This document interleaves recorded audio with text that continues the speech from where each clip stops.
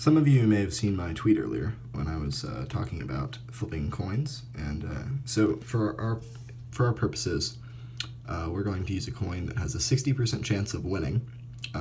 We'll just say that that's heads, 40% chance of being tails, and you're given $50, and your goal is to make as much money as possible.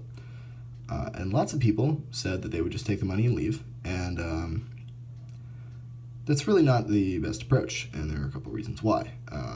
First of all, the odds are in your favor, and what we're going to show here is that whenever the odds are in your favor and you are allowed to make unlimited bets, as you were, maybe I should have been more clear about that in the tweet, but you're definitely allowed to make unlimited bets in this scenario, you can always make infinite money if you're willing to make infinite bets.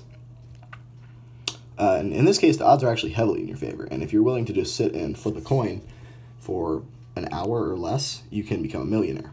It's not that hard, and I'm going to show you the math behind it. So let's take a look at this graph here. Now there's a lot going on here, but what I want you to look at is we're going to start on the low end, right? So let's say you're very conservative and you make very small bets. Follow those blue dots, right? That's what your equity curve would look like. You start out at 50, and you lose a little money there, but by the end you're making money. Maybe not too much, but you're making money. That's an under bet. And now look at the black. See, you make some money, you lose some money, but by the end, and this is a fairly, by the way, this is a fairly expected chain of events here. You know, win, lose, win, lose, win, lose, lose, win, win, win. That's actually 6 successes and 4 failures, which is about what we would expect given these probabilities, right? You're actually making the most money with that black strategy, and what we're going to find is that this is, in fact, the optimal strategy. Let's say instead of betting 20% of your bankroll each time, you bet half of your total bankroll. So you'll see you make out like a bandit on that first one, you're up to $75 already, but then you lose the next flip and you're down to like $37.5. And because you've taken such a big drawdown, it's actually really hard to claw your way back up to 50. You'll see you get it on the next flip, but then you lose again, and now you're all the way down to under 30. And by the end of it, you have actually lost money. In fact, you're at like $35 if you bet half your bankroll on each flip. And then there's also the classic suicide bet, where you bet all 50 on the first flip. And so you would make out like a bandit with $100. And then the very next flip, you would lose everything, and you would end up with 0 for the experiment. So when we did this in real life, 28% of people lost everything, betting on, betting the house, betting all $50, right? Only 21% reached the 10 times returns maximum that they capped it at, right? And the average payout for, a $50 starting point was just $182, which is not very good. As I said, you can make infinite money. In this experiment, they capped it at $250, but you can do pretty well. And then, this is the really silly part, 2/3 of all the participants ended up betting on tails, which was the 0.4 probability outcome, at some point during the experiment. And that's incredibly unoptimal, and I don't understand why anyone would ever do that. That doesn't make sense. And if you've got any intuition, you should already know that that's just a bad idea. So this is the formula that we're going to be using, where B is it's the B to 1 odds. So in our experiment, we have 1 to 1 odds, and P is the probability of success, so 0.6 in this case. So you plug those numbers into this equation. Here I've swapped 1 minus P out with Q. That's an alternative way of writing it. But we find that we get 0.2 as our answer. And we will find that this is, in fact, the absolutely optimal amount to bet for this probability and odds. This is an interesting graph here. So this shows investment and growth rate depending on the amount that you bet. Now, if you bet that K value there in the middle, that 0.2, you will actually maximize your growth rate.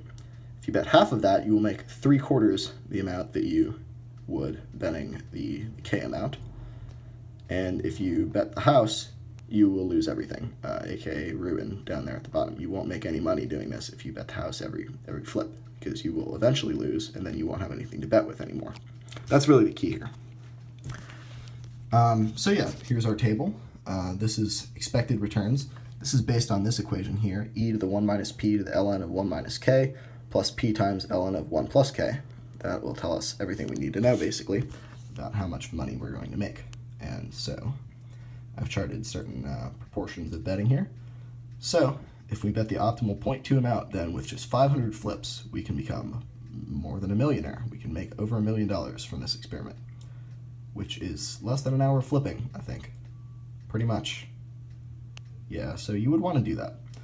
And you'll notice that even if your betting is kind of off, like if you bet 0.1 or 0.3, you actually make way, way less money, like under $100,000, which is 10 times less with the same amount of flips. Now you're still making money with those outcomes, and you're still making money with the 0.05 outcome as well.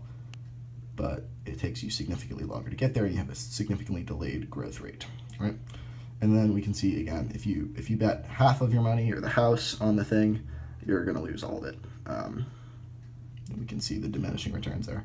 I just put a question mark there. I mean, if you flip a coin 10 times, it's not really guaranteed that you're going to lose one of them, but yeah, your amount of money is going to go to zero at some point.